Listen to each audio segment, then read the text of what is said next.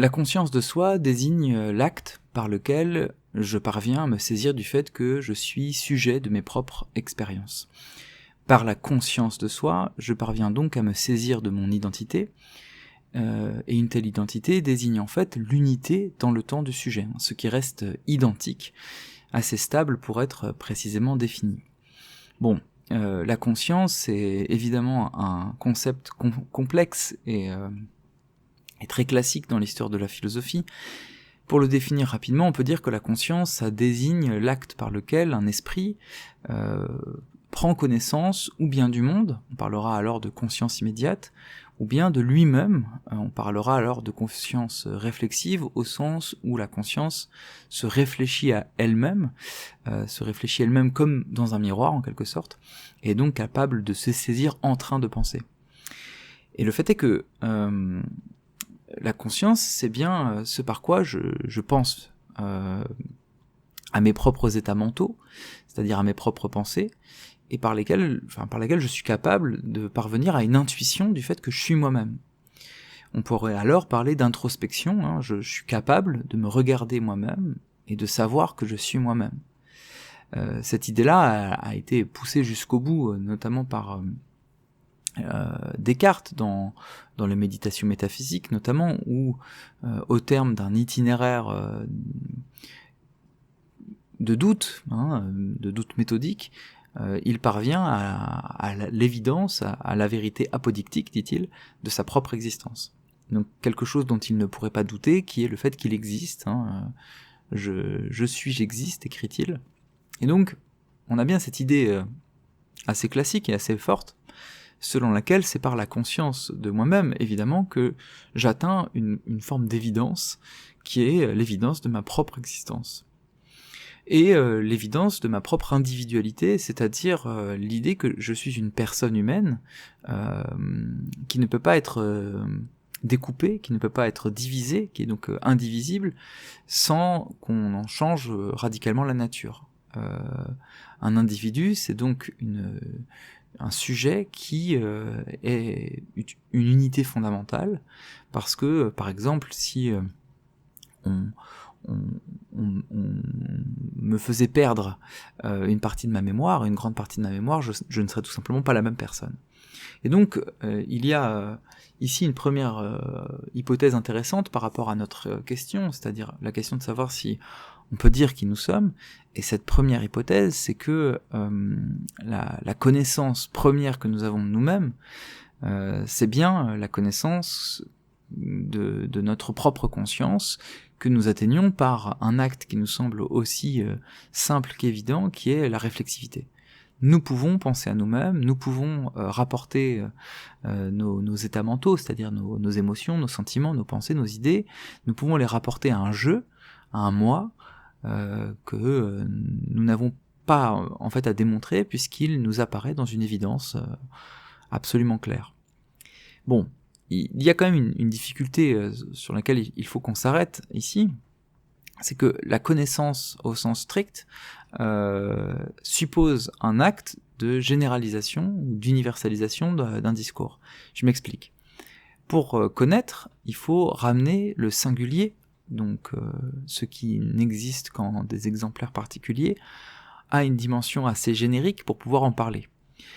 En effet, si je connais quelque chose, c'est que je suis capable, par exemple, de lui attribuer des éléments, des caractéristiques, des définitions. Or, toute définition se fonde sur des concepts qui ont une validité, qui doivent en tout cas avoir une validité universelle, ne serait-ce que pour être compris, en fait. Je vais pas rentrer ici dans la philosophie du langage, ce sera l'objet d'un prochain cours, mais on ne peut pas vraiment parler de quelque chose qui est absolument singulier en conservant cette singularité, puisque si j'essaye de le faire, précisément, si c'est absolument singulier, ça ne pourra même pas être compris par l'autre. Donc cette idée selon laquelle on ne peut connaître que ce qui relève de l'universel ou du général, sans aller jusqu'à l'universel, c'est une idée que développe notamment Aristote, et et qui pour notre réflexion sur la connaissance que nous pouvons avoir de nous, hein, qui semble précéder le fait de pouvoir dire quelque chose de nous-mêmes, hein. Si on peut dire quelque chose de nous, c'est sans doute qu'on se connaît. Eh bien, cette idée selon laquelle le général est nécessaire à la connaissance, elle est en fait en même temps problématique par rapport à notre réflexion. Car si j'ai conscience de moi, dans quelle mesure ce moi je peux l'exprimer, je peux le dire. Si le moi se connaît dans l'acte d'une conscience qui se saisit elle-même, alors on a le sentiment qu'il suffit certes d'opérer ce saisissement pour se connaître, mais en même temps on peut avoir l'impression que cette connaissance, parfaitement intuitive, parfaitement immédiate, ne pourra jamais faire l'objet d'un discours. Et donc, dans notre réflexion, notre point de départ de notre réflexion, c'est une sorte de paradoxe initial qui est que on est dans une situation intermédiaire où en même temps on a l'impression qu'il est évident, enfin que la connaissance que nous avons de nous est évidente, elle est spontanée, elle est directe, hein. Je sais que je suis moi, j'ai même pas besoin d'en démontrer, de démontrer la validité de cette idée puisque j'en ai une intuition interne, mais en même temps sur la question précise qui est celle qui nous intéresse, c'est-à-dire peut-on dire qui nous sommes, et ben alors même que je sais qui je suis, et que ce savoir semble être évident, eh bien on est face à une obscurité, c'est que je vais avoir beaucoup de mal a priori à l'exprimer.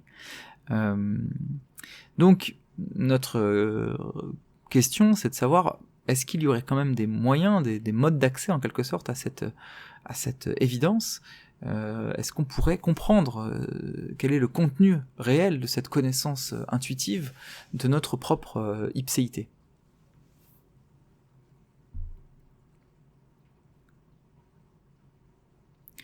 L'identité de soi à soi est peut-être avant tout une expérience de la durée, hein, une épreuve du temps qui passe.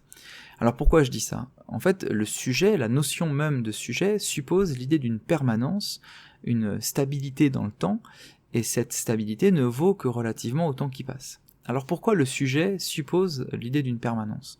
Il faut revenir à l'étymologie du mot sujet, qui renvoie en fait au sub-iectum en latin, c'est-à-dire à ce qui est jeté en dessous. Et cette étymologie nous fait comprendre que ce dont on parle lorsqu'on parle d'un sujet, c'est bien d'un support stable à toutes mes représentations, à toutes mes idées, à tout ce qui me traverse. En effet, s'il n'y avait pas de support stable en dessous de mes idées, eh bien je varierais autant que les idées qui me traversent. Ainsi, je ne pourrais pas dire que je suis moi, par exemple, que je suis moi là, Romain, en train de vous faire un cours, et que ce Romain se rapporte à un ensemble de vécus passés, dont j'ai la mémoire. Je ne pourrais pas le dire, puisqu'en fait, je serais aussi changeant que les idées, et que les sentiments et les impressions qui me traversent. Donc il faut bien faire l'hypothèse, pour parler de sujet, l'hypothèse de quelque chose qui reste stable. Or cette hypothèse, elle implique évidemment que dans notre vécu subjectif, la question du temps, elle est absolument fondamentale.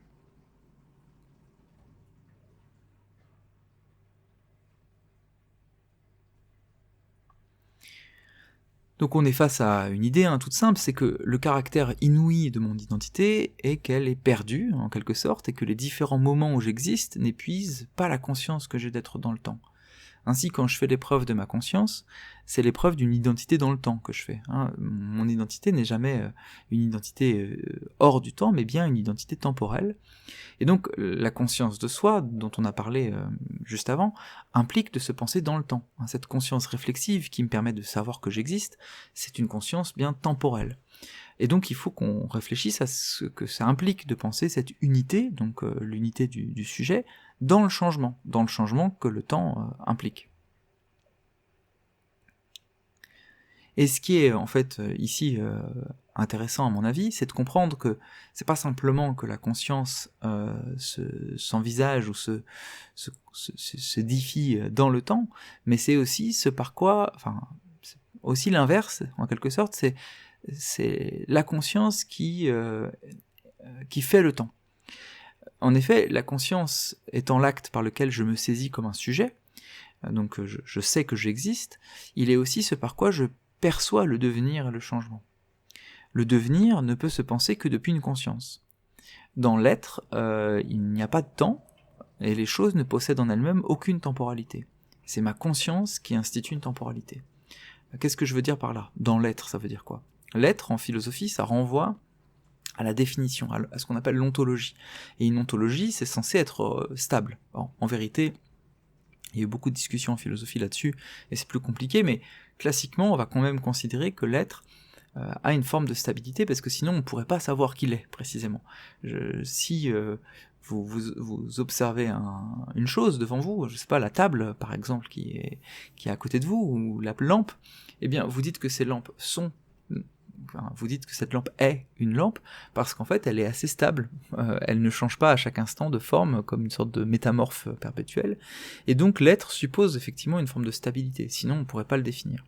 Sauf que la conscience, elle est plutôt confrontée à ce qui ne relève pas de l'être, mais du devenir. C'est quoi le devenir? C'est précisément cette mouvance, cette mutation continuelle des choses, qui fait que, par exemple, dans ma conscience, j'ai le sentiment que je suis la même personne, et pourtant, en même temps, quand j'y réfléchis, je sens bien que ce qui relève du contenu de ma conscience ne cesse de changer. Donc, la difficulté ici, c'est que il faut comprendre en fait ce que ça suppose. Ce rapport en fait ambivalent, ambigu à l'identité et au temps. Merleau-Ponty, dans la phénoménologie de la perception, donc c'est un philosophe du XXe siècle assez important, va développer une thèse selon laquelle la temporalité n'existe pas dans la chose même, mais dans le rapport qu'une conscience construit avec la chose. Il prend appui sur l'image commune du fleuve du temps et montre que si l'on considère rigoureusement cette image, il apparaît qu'elle ne vaut que par rapport à un observateur qui se positionne par rapport au fleuve. Ainsi, si je prends place sur la rive d'un fleuve, le passé et le futur peuvent être, pour moi, soit du côté de la montagne, soit du côté de la mer, selon mon point de vue. Il n'existe pas objectivement une temporalité, il n'existe que subjectivement du temps qui passe. Et c'est le rapport que j'entretiens avec le monde qui fonde le temps. Je vous lis le texte de Merleau-Ponty, d'où est tirée cette réflexion. On dit que le temps passe ou s'écoule. On parle du cours du temps. L'eau que je vois passer s'est préparée il y a quelques jours, dans les montagnes, lorsque le glacier a fondu. Elle est devant moi, à présent, elle va vers la mer où elle se jettera. Si le temps est semblable à une rivière, il coule du passé vers le présent à l'avenir. Le présent est la conséquence du passé, et l'avenir, la conséquence du présent. Cette célèbre métaphore est en réalité très confuse, car, à considérer les choses elles-mêmes, la fonte des neiges et ce qui en résulte ne sont pas des événements successifs, ou plutôt, la notion même d'événement n'a pas de place dans le monde objectif. Quand je dis qu'avant-hier, le glacier a produit l'eau qui passe à présent, je sous-entends un témoin assujetti à une certaine place dans le monde, et je compare ses vues successives. Il a assisté là-bas à la fonte des neiges, et il a suivi l'eau dans son décours. Ou bien, du bord de la rivière, il voit passer après 2 jours d'attente les morceaux de bois qu'il avait jetés à la source. Les événements sont découpés par un observateur fini dans la totalité spatio-temporelle du monde objectif. Mais si je considère ce monde lui-même, il n'y a qu'un seul être, indivisible, et qui ne change pas. Le changement suppose un certain poste, où je me place et d'où je vois défiler les choses. Il n'y a pas d'événement sans quelqu'un à qui ils adviennent, et dont la perspective finie fonde leur individualité. Le temps suppose une vue sur le temps. Il n'est donc pas comme un ruisseau. Si le temps suppose une vue sur le temps, c'est donc parce que le changement n'existe que relativement à une identité qui, se considérant face au changement comme un point fixe, peut considérer le devenir. Ainsi, l'acte par lequel le sujet se saisit par la conscience est aussi le mouvement par lequel l'homme fait l'expérience du temps et même le produit, c'est-à-dire le temps existe par cette conscience. L'expérience de la temporalité est donc fondamentale dans le rapport que j'entretiens de moi à moi, et si je devais dire qui je suis, sans doute qu'il faudrait que je parle de ce temps propre de la conscience dans laquelle je baigne. Pour mieux comprendre peut-être cette idée un peu complexe, sans doute, du rapport entre l'identité et le devenir, et cette idée que finalement il n'existe de rapport au temps que pour une identité un peu stable, qui considère le changement depuis cette stabilité. Prenons l'image d'une rivière. En fait, imaginons une rivière parfaitement transparente, parfaitement translucide, presque invisible en fait. Imaginons que vous soyez sur les berges de cette rivière. La rivière est tellement transparente que vous avez l'impression qu'il n'y a même pas d'eau. Vous avez juste l'impression de voir le lit d'une rivière asséchée. Et puis, au milieu de cette rivière, vous imaginez un rocher, stable. Et vous vous rendez compte qu'autour du rocher se forme un courant. En fait, ce que vous voyez, c'est bien le flux de cette rivière invisible qui, passant autour du rocher, se manifeste comme existant. Là où il n'y avait qu'une rivière invisible, imperceptible, et bien d'un coup, elle est justement rendue perceptible, rendue sensible par l'existence d'une identité stable, qui elle va la considérer. Ici, c'est la pierre. Donc il faut bien, pour que vous puissiez concevoir que les choses changent, que vous ayez l'intuition interne que en vous quelque chose ne change pas. Si vous changiez aussi vite que le temps, en fait vous ne pourriez même pas percevoir du temps. Le temps n'existerait pas au sens strict. Si tout était aussi fixe que vous-même, eh bien de la même manière, il n'y aurait pas de temps. Et donc ce qui fait que le temps existe, c'est bien la relation tendue en quelque sorte entre une fixité en vous, vous êtes identique à vous-même, vous restez stable, et puis le temps ou le monde extérieur que vous apercevez depuis cette fixité et qui vous semble relativement à elle par rapport à cette fixité, cette immobilité de votre identité, être mouvant, changeant. Du point de vue de la question du rapport entre un sujet et le temps, Bergson, un philosophe très important du début du XXe siècle, peut être particulièrement intéressant, et je vous conseille de creuser cette référence pour le bac notamment, si vous écoutez ce cours en terminale, je vous conseille d'écouter, de réviser Bergson, parce que cette référence-là est extrêmement utile. Donc, que dit Bergson à propos du temps ? Il développe le concept de durée pour définir le rapport spécifique du sujet conscient au temps. Il considère ainsi que la durée ne renvoie pas à une conception du temps pensée en des termes mathématiques, mais à une expérience intime du temps vécu. Ainsi, le temps vécu ne renvoie pas à la spatialisation qu'on fait lorsqu'on cherche à schématiser le temps, mais bien à une expérience de la conscience qui éprouve intimement le temps qui passe. Alors, il faut que j'explique cette idée de spatialisation, elle est peut-être un peu complexe au début. Si vous regardez une horloge ou un calendrier, ou n'importe quel outil qui sert à mesurer le temps, vous allez vous rendre compte que ce temps que vous voyez passer, par exemple sur le cadran d'une horloge, vous ne le voyez pas réellement passer en lui-même. Ce que vous voyez, c'est un déplacement d'une aiguille, par exemple, dans un espace. Autrement dit, quand 5 minutes passent, ce que vous voyez vous sur l'horloge, ce n'est évidemment pas véritablement 5 minutes, ce que vous voyez, c'est le déplacement d'une aiguille. Bergson va montrer, par un raisonnement assez complexe, que cette opération par laquelle on transforme du temps en de l'espace pour rendre le temps mesurable pose un certain nombre de problèmes. Alors le problème fondamental de cette spatialisation, c'est qu'elle mène, je n'explique pas ici comment parce qu'on y reviendra dans d'autres cours, mais elle mène à la définition du temps comme une succession d'instants. Pour le dire très très vite quand même, en fait Bergson se rend compte que si on spatialise le temps, donc si on imagine que le temps ce sont des portions d'espace, on va tomber sur le risque d'un paradoxe qui est qu'on peut diviser à l'infini cet espace. Vous divisez 1 mètre qui représentait 1 seconde, on imagine, vous le divisez en 2, ça fait un demi-mètre, ça représente 1 demi-seconde, et puis vous le divisez en 2, ça fait encore 1/4 de seconde, etc., etc. Et vous vous rendez compte que vous pouvez diviser à l'infini de l'espace. Pour éviter cette division à l'infini, la pensée mathématique du temps va inventer un concept étrange qui est un temps qui ne peut pas être découpé, un instant. Cet instant, donc cette unité insécable qui ne peut pas être découpée, le temps mathématique considère qu'en fait le temps ça n'est rien d'autre que la succession, l'accumulation d'instants insécables. Pour vous donner une image qui permette de comprendre ce que c'est le temps mathématique dans la pensée de Bergson, prenons l'image du cinéma. Vous êtes dans une salle, vous regardez un film projeté sur l'écran, et devant vous, évidemment, il y a des images et du mouvement. Et une certaine temporalité, puisque le film a une certaine durée. Il dure par exemple 1h30. Donc le temps existe, on a l'impression. Mais en fait, si vous allez regarder au niveau de la pellicule, ce que vous voyez, ça n'est rien d'autre qu'une succession d'images fixes. un certain nombre d'images fixes produisant une certaine durée temporellement éprouvée dans la salle.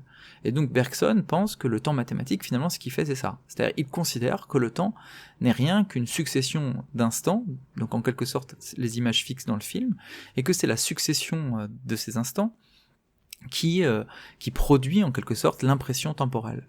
Et l'avantage de cette manière de faire, c'est qu'elle permet de quantifier le temps. Pourquoi ? Parce que par exemple dans le film, vous pouvez dire, bon, il y a eu une durée de 10 minutes, or 10 minutes c'est telle quantité d'images. Donc vous pouvez assez facilement quantifier, et c'est efficace évidemment quand votre but c'est précisément de calculer des durées précises que vous pouvez ensuite harmoniser, vous pouvez ensuite produire des calendriers, des emplois du temps, etc. Bon, mais quel est le problème alors, puisque ça semble fonctionner ? En fait, le problème c'est que si vous pensez à ce temps mathématique, l'instant, c'est-à-dire le présent, il semble comme disparaître. En fait, il est tellement court, il est tellement mince qu'on a l'impression qu'il n'existe quasi pas. Vous avez sans doute déjà entendu ce paradoxe très connu, selon lequel dès qu'on dit que le présent est là, il n'est déjà plus. Et Bergson, il trouve que c'est complètement contre-intuitif au sens premier, c'est-à-dire que ça se heurte à notre vécu temporel. En fait, le présent, on ne l'éprouve jamais comme complètement évanescent. On se dit pas qu'il disparaît tout le temps. On a l'impression de vivre et d'être dans le présent. Là, alors que je vous parle, que je parle à mon micro, j'ai l'impression d'être dans un présent. Donc, Bergson va considérer qu'il y a un gap, un divorce inconciliable entre ce que dit le temps mathématique du temps, donc la définition mathématique du temps comme succession des instants, et le vécu réel d'une conscience dans le temps. Et pour une conscience dans le temps, le vécu est en fait caractérisé par un présent qui dure, c'est-à-dire par une durée. Et c'est pour ça qu'il va appeler le temps de la conscience une durée. Alors qu'est-ce que ça veut dire, une durée ? Eh bien, ça veut dire que vous, quand vous éprouvez du présent, par exemple, si là, le cours que vous écoutez vous ennuie un peu, le présent va changer un petit peu de nature. Il va passer plus ou moins vite. Quand vous vous ennuyez profondément dans un cours, 1 minute, au sens mathématique du terme, ça va vous sembler durer très longtemps. Quand au contraire vous êtes passionné et que vous vivez un moment incroyable, 7 minutes va vous sembler extrêmement courte. Pour Bergson, ce qui devrait être en quelque sorte le modèle, ou ce qui devrait être le critère du temps, en tout cas, ce qui est le vrai temps, même si ça n'a pas trop de sens, c'est effectivement plutôt le temps que vous éprouvez. Donc la minute telle qu'elle est éprouvée et non pas telle qu'elle est calculée. Pourquoi ? Parce qu'en fait, Bergson dit le temps n'est pas une succession d'instants comme le disent les physiciens, ou j'en sais rien, ceux qui calculent le temps. Le temps est un vécu, et ce vécu se fait dans un temps qui est comme un continuum, c'est-à-dire que vous ne pouvez pas découper des portions. Votre présent, par exemple, il va être plus ou moins long selon votre manière de vous y projeter. Alors pourquoi c'est intéressant ? C'est que pour Bergson, il y a une sorte de coïncidence entre entre moi et le monde. Et cette coïncidence, elle est temporelle. L'intuition de cette coïncidence, c'est-à-dire la manière que vous avez de coïncider avec le monde autour de vous, c'est précisément la durée. Le devenir, donc votre devenir personnel, n'est pas une succession d'états, c'est-à-dire une succession de définitions qui s'enchaîneraient, mais plutôt effectivement un continuum où je fais l'expérience profonde de ma subjectivité et de mon moi. Ça va avoir des conséquences, cette idée qui peut vous sembler un peu complexe, j'espère que j'arrive à un peu l'expliquer, ça va avoir des conséquences, on le verra, sur la liberté. Je reviendrai sur cette référence lors du cours sur la liberté. Mais quel est l'intérêt de tout ça pour notre réflexion ? Bien, en fait, ce qui est super intéressant, je trouve, c'est que Bergson nous montre que finalement, le rapport que vous avez au temps dit beaucoup de votre identité. Je vous donne un exemple très concret. Reprenons l'exemple du cours. Je pourrais faire une expérience dans un cours de philosophie, qui serait sans doute un peu douloureuse à vrai dire, mais je pourrais faire cette expérience qui consisterait à dire à mes élèves, écoutez, on enlève les horloges, on coupe les portables, vous n'avez pas le droit de regarder vos montres, et vous partez quand vous avez l'impression qu'1 heure est passée. Et puis moi, j'essaye de faire le meilleur cours possible. Et puis, je rajouterai cette consigne, ne vous laissez pas influencer par les autres, quand vous pensez vraiment qu'une heure est passée pour vous subjectivement, quelle que soit la réalité des choses, vous vous levez et vous quittez mon cours. Ok. Pourquoi c'est intéressant comme expérience? Parce que ce que je verrai, c'est sans doute qu'une bonne partie des élèves, peut-être un peu ennuyés par mon cours, ou je l'espère plutôt ennuyés par le fait d'être au lycée, auraient un temps vécu tellement lent qu'ils auraient tendance à partir assez vite. Par exemple, peut-être au bout d'une demi-heure, certains commenceraient à se dire « bon, sans doute qu'une heure est passée » et ils se lèveraient. Mais au contraire, des élèves passionnés par ce que je raconte ou par la philosophie pourraient vouloir rester 1 heure, 1h20, 1h30. Autrement dit, il y aurait dans les appréciations subjectives du temps qui passe de grandes variations. Mais si on y réfléchit bien, quel est l'objet, quel est le motif de ces variations? Eh bien, le motif de ces variations, c'est précisément la manière qu'ont les sujets, les individus, les élèves en l'occurrence, de se projeter dans le temps. Ainsi, si un élève reste pendant 1h20 dans mon cours, je peux peut-être faire l'hypothèse que dans sa définition, dans son identité en quelque sorte, il y a quelque chose qui relève d'un intérêt assez fort pour la philosophie. Et en quelque sorte, ça marche extrêmement bien dans toutes les situations. Par exemple, si vous êtes dans une situation interpersonnelle, dans une relation avec quelqu'un, dans une discussion par exemple, et qu'elle vous passionne, on pourrait imaginer que si à cet instant-là, on était capable d'être dans votre esprit et de voir comment le temps passe pour vous, on pourrait savoir, sans même savoir ce que vous pensez de la personne, on pourrait savoir qu'elle vous intéresse beaucoup. Parce qu'on pourrait voir, par exemple, que le temps file d'une manière particulière, qui n'est pas la manière qu'il a de filer quand, par exemple, vous êtes en compagnie de quelqu'un qui vous ennuie. Donc, l'idée sur laquelle on peut s'arrêter ici, c'est que on voit que la manière qu'on a de se projeter dans le monde, et notamment la manière qu'on a de se rapporter au temps, dit quelque chose de nous. Et donc, peut-être que pour dire qui nous sommes, nous pourrions parler de manière un peu détournée, et parler peut-être de notre vécu temporel, c'est-à-dire la manière qu'on a d'éprouver le temps qui passe, pourrait raconter quelque chose de notre identité, de notre subjectivité, et donc permettre, en quelque sorte, d'exprimer cette intuition immédiate que nous avons de nous-mêmes pour les autres.